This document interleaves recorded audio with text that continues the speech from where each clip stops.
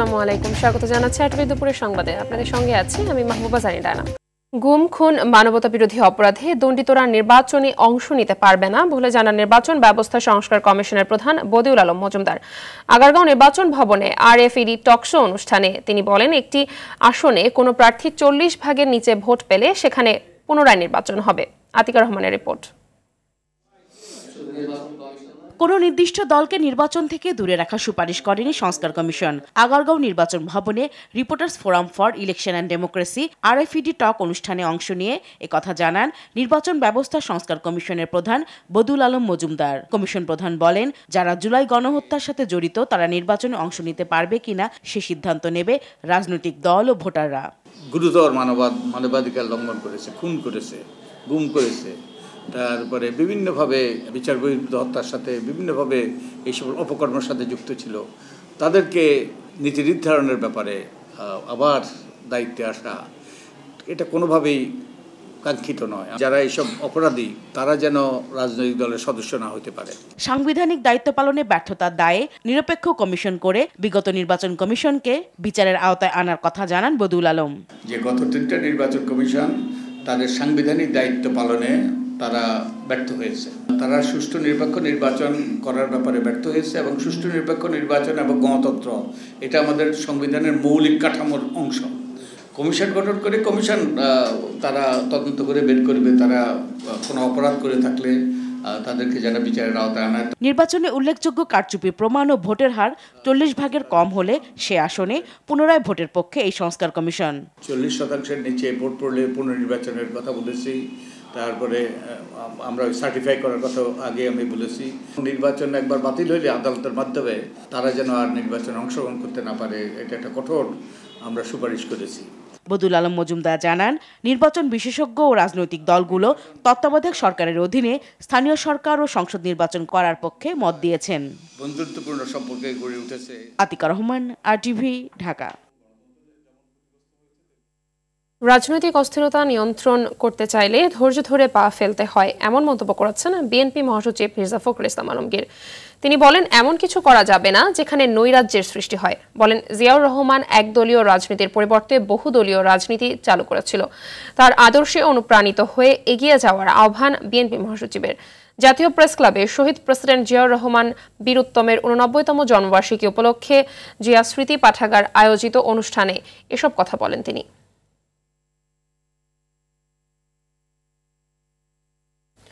বৈষম্য বিরোধী ছাত্র আন্দোলনের জুলাই ঘোষণাপত্রের সমর্থন জানাচ্ছে ইসলামী দলগুলো। তবে ফ্যাসিবাদ বিরোধী আন্দোলনে আলেম ওলামাদের অবদান ঘোষণাপত্রে দেখতে চায় তারা। একই সঙ্গে নতুন বাংলাদেশ গঠনে অভিজ্ঞতার ঘাটতি পূরণে প্রবীণদের পরামর্শ নিতে ছাত্রদের প্রতি পরামর্শ ইসলামী দলগুলোর। অরণ্য গফুরের রিপোর্ট। ফ্যাসিবাদের জাঁতাকলে পিষ্ট হওয়া অন্যতম গোষ্ঠী ইসলামী দলগুলো। শাপলা চত্বর থেকে যুদ্ধাপরাধ, নানা অভিযোগে গুম, হত্যা ও নির্যাতনের শিকার হয়েছে ইসলামী দলগুলোর নেতাকর্মীরা। সে কারণেই শেখ হাসিনাকে তাড়ানো জুলাই বিপ্লবে রাজপথে প্রথম সারিতে ছিল তারা। আগস্টেই বিপ্লবের ঘোষণাপত্র দেওয়া উচিত ছিল বলে মনে করে জামায়াতে ইসলামী, ইসলামী আন্দোলন ও খেলাফত মজলিস। বিপ্লবীদের যারা আন্দোলন করছে, সংগ্রাম করছে, তাদের তো কিছু দাবি দেওয়া থাকাই উচিত, থাকতেও পারে, এটা যৌক্তিক, তাত্ত্বিক। সেহেতু আমি মনে করি ঘোষণাপত্র যদি দেশ এবং মানবতার কল্যাণে হয়, ইসলামের কল্যাণে হয়, তাহলে অবশ্যই সেটা বাস্তবায়ন করা উচিত। এবং ঘোষণাপত্র প্রয়োজন শুধু একটা ডকুমেন্টে না, এই ডকুমেন্টটা সংবিধানের শিডিউলে থাকা দরকার, যাতে ওইটা স্থায়ী রূপ লাভ করতে পারে। আমরাই সমর্থন করি, নীতিগতভাবে সমর্থন করি আর কি। আমরা মনে করি ছাত্রদের এই আবেগের গুরুত্ব আছে। তবে একটি বিষয় অবশ্যই আমাদের মেনে নিতে হবে যে এখন 5 মাস পরে যেহেতু ঘটনা, সুতরাং সম্মিলিতভাবে আলাপ আলোচনার মাধ্যমে ঐক্যমতের ভিত্তিতেই এই সিদ্ধান্তটি আসতে হবে। 1972 সালে সংবিধান প্রণয়নে বাংলার জাতিসত্তা গঠন প্রতিফলিত হয়নি বলে মনে করে তারা। 1947 থেকে নয়, বাংলার হাজার বছরের ইতিহাসের নির্যাস ঘোষণাপত্রে থাকা উচিত বলেও মত তাদের। মাদ্রাসার ছাত্রদের অংশগ্রহণের কথাও তো আসতে হবে, যেহেতু তারা অংশগ্রহণ করেছেন, ওলামায়ে কেরাম অংশগ্রহণ করেছেন, সেই কথা আসতে হবে। 15 বছরে রাজনৈতিক দল ছাড়াও এখানে ধরেন শাপলা চত্বর হত্যা ও গণহত্যা হয়েছে, বীরের হত্যা হয়েছে, কোটা বিরোধী এবং প্লাস যানবাহন বিষয়ক এগুলো উল্লেখ থাকা প্রয়োজন। একজন বলবেন 1947 সাল থেকে, আরেকজন বলবেন 1971 সাল থেকে, আরেকজন বলবেন 1757 সাল থেকে। আমরা মনে করি আলোচনার টেবিলে বসলেই এগুলি ঠিক হয়ে যাবে। ইসলামী দলগুলোর চাওয়া দেশের বেশিরভাগ মানুষের বিশ্বাসের প্রতিফলনে একটি কল্যাণ রাষ্ট্রের ভিত্তি হোক জুলাই ঘোষণাপত্র। আমরা কিছু কথা বলেছি, আরও কিছু কথা হয়তো আছে আমাদের, যে ভুলগুলি হচ্ছে সেগুলি দূর করে দিতে হবে। উভয় সমন্বয়ে যখন কাজটা হবে তখন দেশ এগুবে। Aranya Gafur, RTV, Dhaka. World Economic ফোরামের বার্ষিক সম্মেলনে যোগ দিতে 4 দিনের সরকারি সফরে সুইজারল্যান্ডে গেলেন প্রধান উপদেষ্টা ডক্টর মোহাম্মদ ইউনূস। রাত 1টায় সফর সঙ্গীদের বহনকারী এমিরেটস এয়ারলাইন্সের একটি ফ্লাইটে হযরত শাহজালাল আন্তর্জাতিক বিমানবন্দর ত্যাগ করেন তিনি। সফরে প্রধান উপদেষ্টা জার্মান চ্যান্সেলর ওলাফ স্কলস, ফিনল্যান্ডের প্রেসিডেন্ট আলেকজান্ডার স্ট্যাব, বেলজিয়ামের রাজা ফিলিপ এবং থাই প্রধানমন্ত্রী পাইংটার্ন সিনাওয়াত্রার সঙ্গে দ্বিপাক্ষিক আলোচনা করবেন বলে আশা করা হচ্ছে। ওয়ার্ল্ড ইকোনমিক ফোরামে বাংলাদেশ নিয়ে একটি পৃথক সংলাপ অনুষ্ঠিত হবে, যেখানে বৈশ্বিক ব্যবসায়ী নেতা এবং বিভিন্ন আন্তর্জাতিক সংস্থার প্রধান নির্বাহীরা যোগ দেবেন। আগামী 25 জানুয়ারি প্রধান উপদেষ্টার দেশে ফেরার কথা রয়েছে।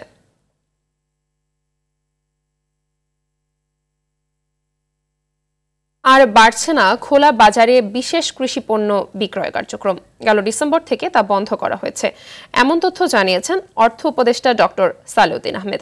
সচিবালয়ের সরকারি ক্রয় সংক্রান্ত কমিটির বৈঠক শেষে তিনি একথা জানান।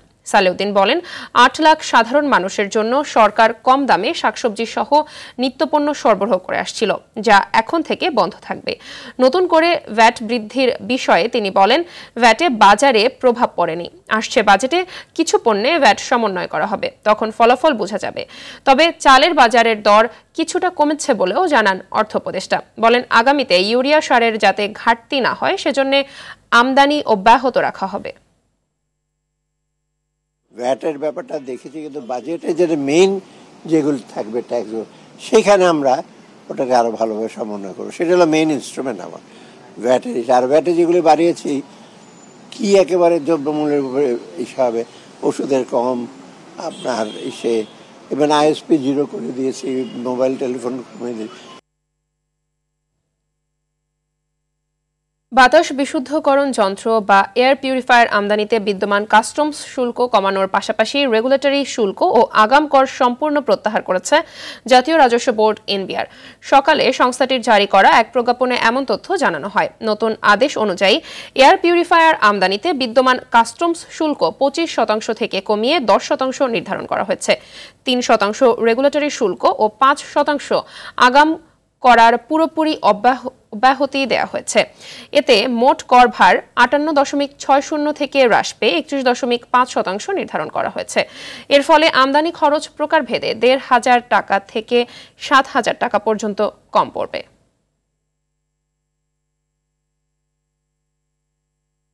যারা কর্মী হিসেবে সৌদি আরব যাবে তাদের মেনিনজাইটিস রোগের টিকার দরকার হবে না। টিকা দিতে হজ, ওমরা ও ভিজিট ভিসায় যারা যাবেন তাদের এজেন্সি ও দালালরা সৌদি গমন ইচ্ছুদের ভুল তথ্য দিয়ে হয়রানি করেছে, এমন আশ্বাস পেয়ে সড়ক ছেড়ে ফিরে গেছেন সৌদি আরব সহ মধ্যপ্রাচ্যগামী প্রবাসীরা। এর আগে সকাল 10টায় প্রথমে রাজধানীর পান্থপথ এলাকা ও পরে ইস্কাটন রোডে প্রবাসী কল্যাণ ও বৈদেশিক কর্মসংস্থান মন্ত্রণালয়ের সামনে সড়ক অবরোধ করেন তারা। এদিকে একই ধরনের তথ্য জানিয়েছে সিভিল এভিয়েশন কর্তৃপক্ষ। সংস্থাটির পক্ষ থেকে জানানো হয়েছে, সৌদি প্রবাসী কর্মী নয়, বরং ওমরা ও ভ্রমণ ভিসায় যারা সৌদি যাবেন শুধু তাদেরকে 10 দিন আগে এই টিকা নিতে হবে।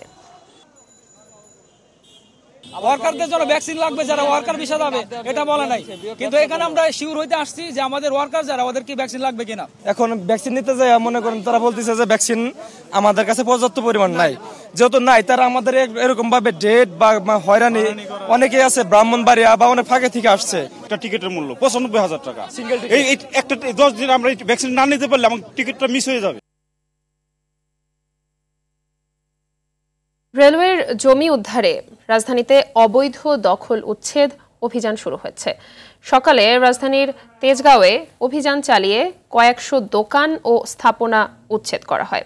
তবে রাজনৈতিক প্রভাবে উচ্ছেদে বাধা দেওয়ার ঘটনাও ঘটেছে। বিস্তারিত থাকছে অরণ্য গফুরের আরেকটি রিপোর্টে। সরকারের ঘোষণা অনুযায়ী রেলের জমি উদ্ধারে নামে কর্তৃপক্ষ। উচ্ছেদ অভিযানের শুরুতেই তীব্র প্রতিরোধের মুখে পড়েন বিভাগীয় ভূসম্পত্তি কর্মকর্তা ও নির্বাহী ম্যাজিস্ট্রেট।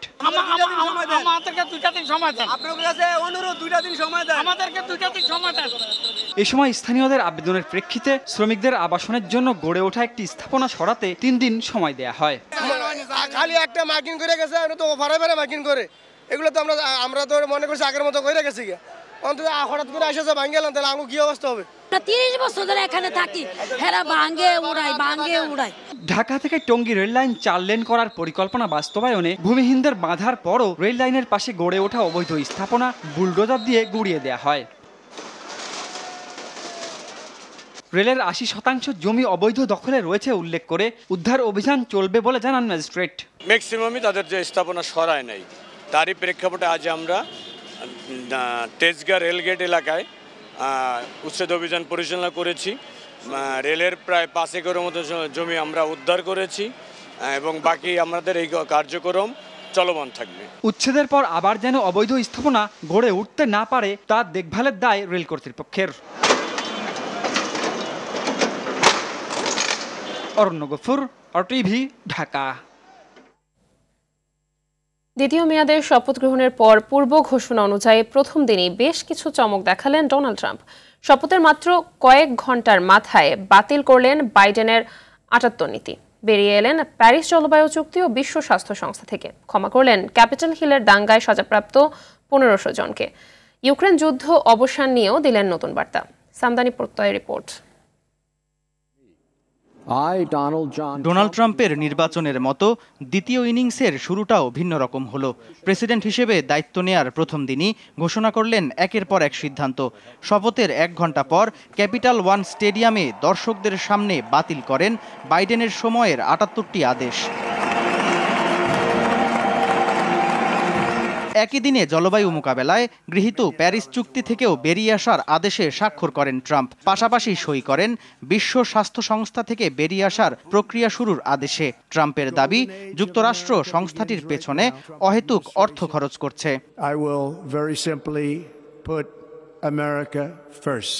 সংবিধানের তোয়াক্কা না করেই সই করেছেন বিতর্কিত জন্মসূত্রে নাগরিকত্ব বিলোপ আইনে। দেশটির সংবিধান সবাইকে জন্মের সঙ্গে সঙ্গে নাগরিকত্ব দিলেও এ নিয়মকে হাস্যকর হিসেবে আখ্যা দেন তিনি। অভিবাসী অনুপ্রবেশ রোধে মেক্সিকো সীমান্তে জারি করেন জরুরি অবস্থা। পাশাপাশি সন্ত্রাসবাদে মদতদাতা হিসেবে আবারও অন্তর্ভুক্ত করেছেন কিউবা ও ভেনিজুয়েলার নাম।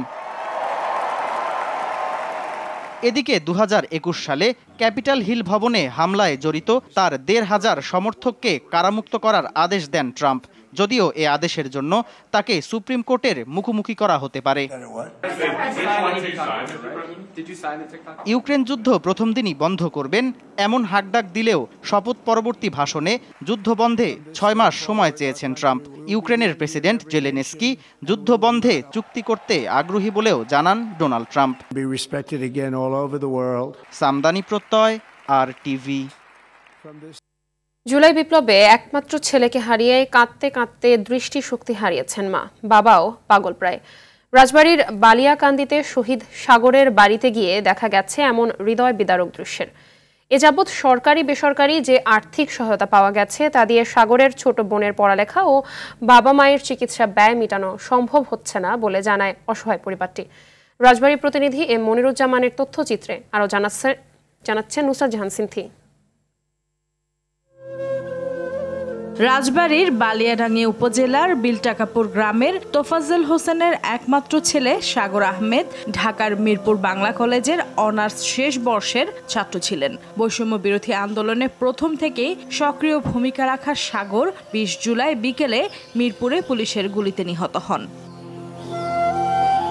সাগরকে নিয়ে অনেক স্বপ্ন ছিল পরিবার ও সহপাঠীদের। পুলিশের ছোড়া 5টি বুলেট যা মুহূর্তেই ধূলিসাৎ করে দিয়েছে।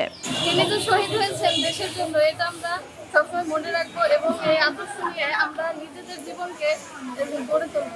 প্রাণপ্রিয় ছেলের শোকে চোখের পানি ফেলতে ফেলতে দৃষ্টিশক্তি হারিয়েছেন মা, বাবাও মানসিক ভারসাম্য হারিয়ে বকছেন আবল তাবল। লেখাপড়া করে সে বিসিএস কমপ্লিট করবি, ছোট বোন মানুষ করবি, বড় বাসা নেব, বোনের কোর্সিং করাবো, আব্বু এসে থাকবি, আম্মু এসে থাকবি, তুমি হজ করবো, আমি টাকা দেবো, আম্মু হজ করবো, তা আমার সবই আমার দিয়ে গেছে। এই অবস্থায় একমাত্র মেয়ের পড়াশোনা ও নিজেদের চিকিৎসা খরচ চালাতে হিমশিম খেতে হচ্ছে পরিবারটিকে। সাগরের জন্য কান্নাকাটি করতে করতে সাগরের মায়ের চোখ অন্ধ হয়ে গিয়েছে। আমার আকুল আবেদন, বাংলাদেশ সরকার যেন সাগরের মায়ের সুচিকিৎসার ব্যবস্থা করেন। আমি এই শহীদদের বাসায় গিয়েছি এবং প্রত্যেকেরই আর্থিক অবস্থা এবং অন্যান্য অবস্থা অত্যন্ত দুর্বল। আধুনিক বাংলাদেশ বিনির্মাণে তাদের স্বপ্ন যেন বৃথা না যায়। তারা যে বুকের তাজা রক্ত দিয়েছে বাঙালি জাতির জন্য, এই রক্ত যেন বৃথা না যায়। বৈষম্য বিরোধী আন্দোলনে রাজবাড়ী জেলায় সাগর সহ শহীদ হয়েছেন ৩ জন। দেশের জন্য প্রাণ দেয়া এসব শহীদ পরিবারগুলোকে যথাযোগ্য সম্মান ও আর্থিক সহায়তার দাবি স্থানীয়দের। নুসরাত জাহান সিনথি, RTV। দিনাজপুরের হিলির হাকিমপুর উপজেলা স্বাস্থ্য কমপ্লেক্স। জনগুরুত্বপূর্ণ এই স্বাস্থ্য কমপ্লেক্সটিতে চিকিৎসক সংকটে দুর্ভোগ পোহাচ্ছেন চিকিৎসা নিতে আসা রোগীরা। অধিকাংশ চিকিৎসকের পদ শূন্য থাকায় সেবা দিতে হিমশিম খাচ্ছেন কর্মরত চিকিৎসকরাও। চিকিৎসক সংকটের বিষয়টি স্বীকার করেছে কর্তৃপক্ষ। হিলি থেকে আব্দুল আজিজের পাঠানো প্রতিবেদন, জানাচ্ছেন সৈয়দা সামিয়া তামান্না। চিকিৎসক সংকটে খুঁড়িয়ে খুঁড়িয়ে চলছে হিলি স্থলবন্দর এলাকার রোগীদের একমাত্র ভরসাস্থল হাকিমপুর উপজেলা স্বাস্থ্য কমপ্লেক্স। প্রতিদিন 400 থেকে 500 রোগীর আগমন ঘটলেও চিকিৎসক সংকটে বিপাকে রোগীরা। স্বাস্থ্য কমপ্লেক্সটিতে 11 জন কনসালটেন্টের বিপরীতে আছে মাত্র 2 জন। তারাও আবার প্রেষণে কর্মরত আছেন দিনাজপুর মেডিকেল কলেজ হাসপাতালে। ফলে বর্তমানে এই হাসপাতালে কনসালটেন্টের সবকটি পদই শূন্য। 13 জন মেডিকেল অফিসারের জায়গায় কাজ করছেন 2 জন। এদিকে সার্জন না থাকায় বন্ধ পড়ে আছে অপারেশন থিয়েটার। এতে রোগীদের ভোগান্তির পাশাপাশি রোগীর চাপ সামলাতেও হিমশিম খাচ্ছেন কর্মরত চিকিৎসকরা। পর্যাপ্ত ডাক্তার পাই না, 1-2টা ডাক্তার আছে, তাদের আমাদের চিকিৎসা সঠিকভাবে হয় না। এখানে আমাদের অপারেশন থিয়েটার আছে, কিন্তু সেই হিসাবে চালু নেই অপারেশন থিয়েটার। এই জন্য আমাদের অনেক ভোগান্তির মধ্যে পড়তে হয়। আমাদের জয়পুর যেতে হয়, রাজশাহী যেতে হয়। এটা আমাদের যদি চিকিৎসা হইতো আমাদের হাজার হাজার গুণ ভালো হইতো। বাইরে যাওয়ার পরিস্থিতি আমার সেরকম নাই। আগে রোগী হচ্ছিল 350-400, এখন একটু বেশি হচ্ছে।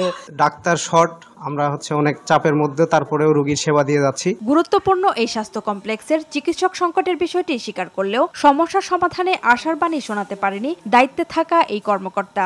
আসলে আমাদের এখানে কনসালটেন্ট পুরোটাই শূন্য। আমাদের মেডিকেল অফিসার টোটাল 13 জনের পোস্ট। তো এখানে আমাদের এখন আছে বর্তমান কর্মকর্তা শুধু 2 জন। আমাদের আসলে এই 2 জন দিয়ে প্রায় এতগুলো রোগী মেইনটেইন করা আমাদের যেটা কষ্টসাধ্য হয়ে গেছে। আমাদের মেডিকেল অফিসারের উপর বাড়তি চাপ পড়েছে। প্রতিদিনের এই ভোগান্তি দূর করতে দ্রুত সমস্যার সমাধান করবে কর্তৃপক্ষ, এমনটাই প্রত্যাশা রোগীদের।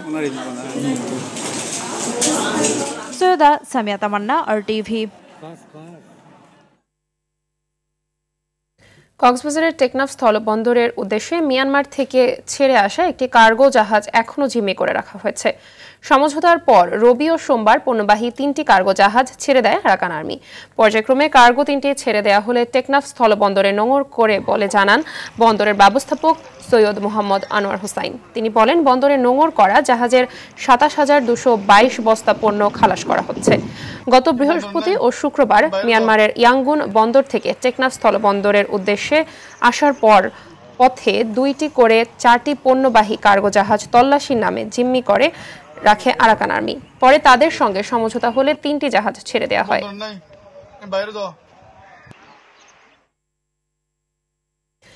প্রতিদিনের জীবনকে আরো সহজ, আরো স্মার্ট করার লক্ষ্যে প্রতিশ্রুতিবদ্ধ বিশ্বের শীর্ষস্থানীয় গৃহস্থলী পণ্যের ব্র্যান্ড হায়ার বাংলাদেশ। দেশের বিভিন্ন স্টক হোল্ডার, ডিস্ট্রিবিউটর এবং ব্যবসায়িক অংশীদারদের নিয়ে আয়োজন করেছে পার্টনার্স মিট। সকল অংশীজনকে অনুপ্রাণিত করতেই এই সমাবেশের আয়োজন বলে জানান আয়োজকরা। ব্র্যান্ডের টেকসইতা, ডিজিটাল রূপান্তর নিয়ে প্রতিষ্ঠানটি কাজ করছে বলে জানান হায়ার বাংলাদেশের ডেপুটি ম্যানেজিং ডিরেক্টর ওয়াং শিয়াংজিং। অনুষ্ঠানে হায়ারের সহযোগিতা, আধুনিক প্রযুক্তি, লক্ষ্য ও কর্মপরিকল্পনা তুলে ধরা হয়।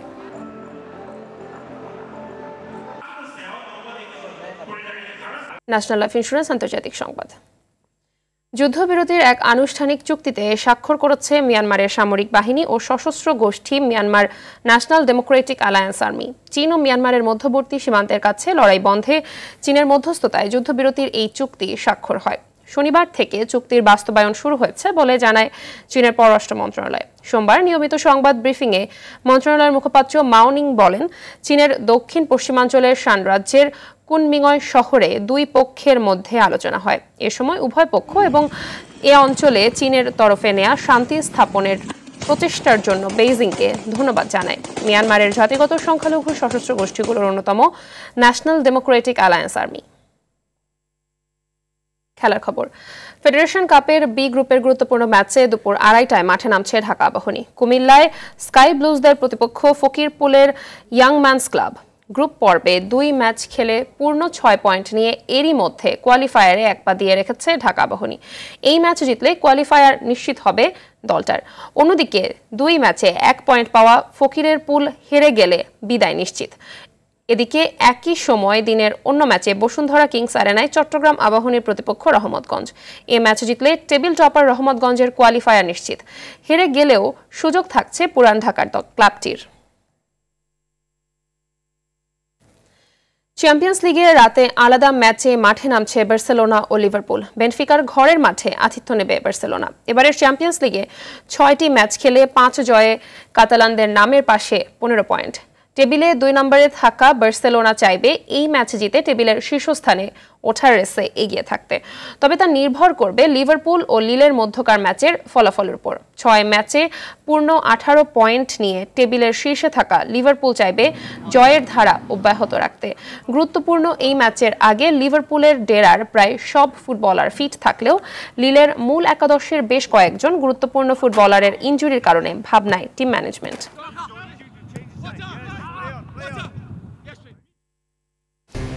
দুপুরের সংবাদ এ পর্যন্তই। জেলা সংবাদ বিকেল 4:45টায় দেখার আমন্ত্রণ রইল। ধন্যবাদ সবাইকে।